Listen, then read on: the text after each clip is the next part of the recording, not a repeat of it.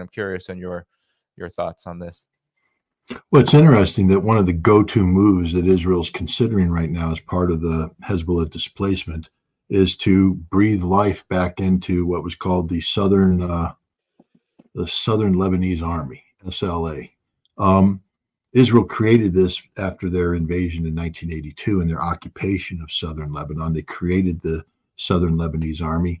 And it was a horrible group of disaffected Muslims, Christians who raped, pillaged, murdered. They had no support, and Hezbollah defeated them and kicked Israel out in 2000. And then the SLA ceased to exist.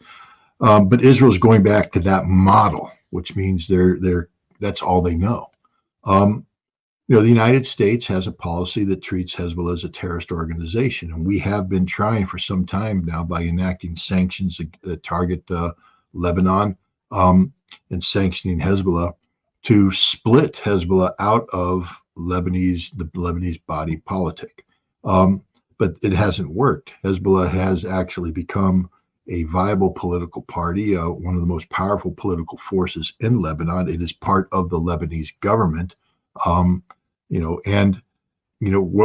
So what we're saying is that, when we say we want to, push Hezbollah aside, we're declaring war against Lebanon.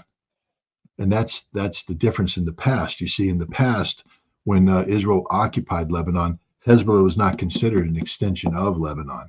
Hezbollah was a resistance group primarily in the south of Lebanon, but it was at odds with the Lebanese government and with other militias. The Amal militia, Hezbollah was derived from it, but there were some clashes there.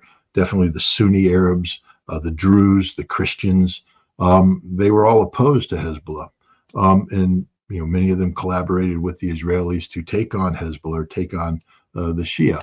Today, the dynamic has changed. What we've seen before Israel went into southern Lebanon were the various factions making it clear that they stood with Hezbollah because they stood with Lebanon and they viewed Hezbollah as part of Lebanon. What we're trying to do is recreate the 1980s and 1990s in Lebanon. We're trying to go back to a time where we had influence, we had levers that we could control. But I think Lebanon has moved past that.